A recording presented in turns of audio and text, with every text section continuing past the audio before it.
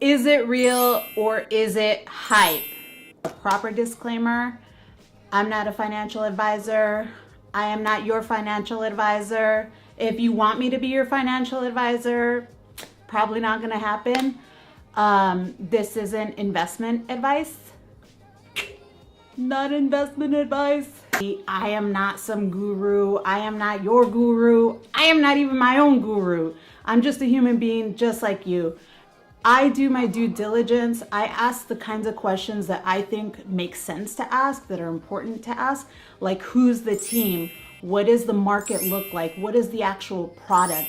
You know, if the product is a solution, what is the problem that it's supposed to be a solution to, right? How big is the market demographic? How is that market going to interact with that particular product or service? Is there going to be huge hurdles for that market, that demographic, to actually use the product? We all know that in cryptocurrency, it's really hard to navigate the space just because the user interface and the user experience is just so at the beginning of where it will be in several years from now.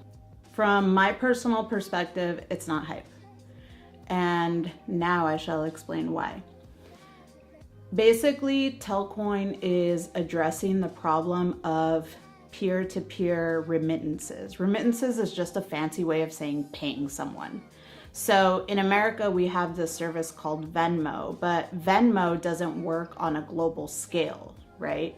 Also, Venmo is basically centralized through an intermediary, so it still faces some of the slowing down problems that banks typically face, which is a double entry ledger system. It's a centuries old system where basically one institution keeps a ledger and another institution keeps a different ledger, and at the end of the day or at the end of the week or at the end of the quarter, they compare the two ledgers to see if they're the same, and they better be the same, right? So that's the typical model. Usually when people are trying to pay other people or they're trying to send money to other people somewhere across the globe, it costs money. You know, you pay a fee to wire money, or you pay a fee to render money through PayPal, or you pay a fee to get your bank to send it somehow to that other person's bank. So there's no real instant, efficient, peer-to-peer way for someone who doesn't know what KYC is, doesn't have a fancy digital wallet, doesn't have a Bitcoin public address, doesn't know what a private key is. For a regular person who's not into crypto at all, for that person to send money to her mom on the other side of the world, right? Right. So the way that they frame it is, look, there are only 1.2 billion bank accounts in the world.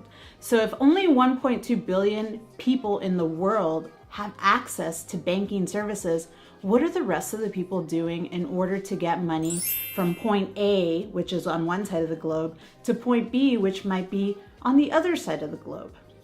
So their answer is, well, let's turn it around and let's think about, instead of sending money through banks, why don't we send it through our phones? So there are 5.6 billion mobile phone users in the world, at least. And the number is probably growing rapidly. Everybody basically has a phone. Okay, but not everybody has a smartphone. That's fine. With Telcoin, you don't need to have a smartphone. They actually use feature phones, which I forgot to look for that old feature phone that I have. It's like a flip phone or something like that. I think my kid uses it for playing around or whatever. But basically, you don't need to have a fancy smartphone that costs $1,000 anyways to begin with, which people who are unbanked in countries in need wouldn't have access to those types of expensive status symbols anyways.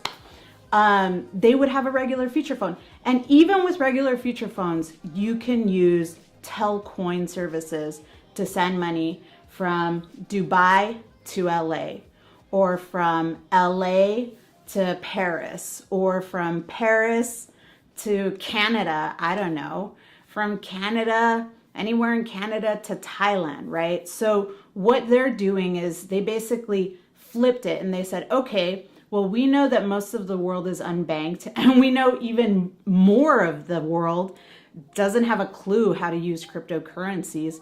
So what is the technology that everybody has access to, that everybody's actually using, that we can harness in order to get this service out there? And the service is to send money from point A to point B, from me to my loved one in Berlin at no fee, have it be instant, have it be usable, have it be so simple that basically if my mom were alive, she would be able to use it. I miss you, Mom. I do miss her. So that's what they're doing. They're basically building out this entire product, and they already have a proof of concept.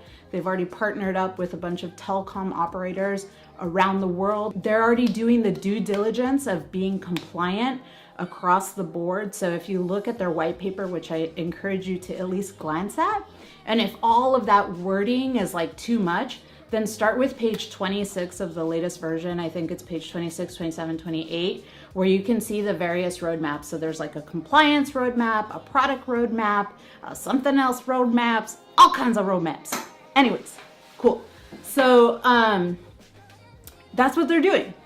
They are building a product that can be used by most of the money using world in order to provide the service of remittances. So whenever I think about investing into a particular company in the crypto space, I always do like a market analysis, just, off the cuff, like common sense stuff. Like, okay, if I were to build a product, what would the biggest user base be? Now, if my user base is only like 2 people in LA, that's probably going to be a very limited reaching product. The reach of the product is going to be very limited. But if I'm making it as simple as the person only needs a feature phone, there's 5.6 billion mobile phones out there, which includes feature phones and smartphones. That's something that I'm going to say, aha, okay, so they have a very wide user base. Next, I'm going to look at, whether or not it's feasible. And this is where doing your due diligence is going to help. You want to kind of look at the white paper. Maybe you don't have all the time in the world to spend looking at the white paper. Jump on the chat channel and ask somebody an informed question. Hey, where can I find the roadmap? Or hey, I didn't understand this part about the roadmap. What I love about Telcoin is that within the community, everybody is on the chat channel. Everybody's asking questions. I'm pretty much on there, at least in the background watching. And if somebody's question goes unanswered, I try to chime in. I know that their admin and their community admin managers are like always on there. Even the co-founder, Claude, gets on there. His handle is Claudio. And even the other co-founder, Paul, gets on there. And the marketing director, Yaz, they all get on there, which brings me to the last point that I'll cover in whether or not Telcoin is real or hype. If you know anything about VC venture funding, you know that especially in the early stages where the product is built but it hasn't been deployed, you know that basically you look at the team. You look at the people that constitute the team. You look at the founders. Look at the CTO. What kind of team do they have? How coherent is that team? How cohesive is that team? Do I actually think that this team is going to pull it off? Is this team authentically invested? Now, I know that these are a bit more like subjective qualities, but that's the way that VC funding for these early startup companies work. It's about the team. It's about the people. I didn't meet the entire team. I only had the good fortune to meet Yaz and Claudio, but they were like straight up authentic. I felt like I could trust them, which is funny because having met so many other teams in the interim, right? You vibe with certain ones and you don't. They just felt very genuine. They answered every single question of mine that I had. Even when I asked the same question in like 3 different ways, they really took the time to answer to make sure that I clearly understood. And you know, that was a hard task for them because I hadn't even read the white paper. I just sat down next to them to have lunch, you know? So Telcoin is real. Telcoin is not all hype.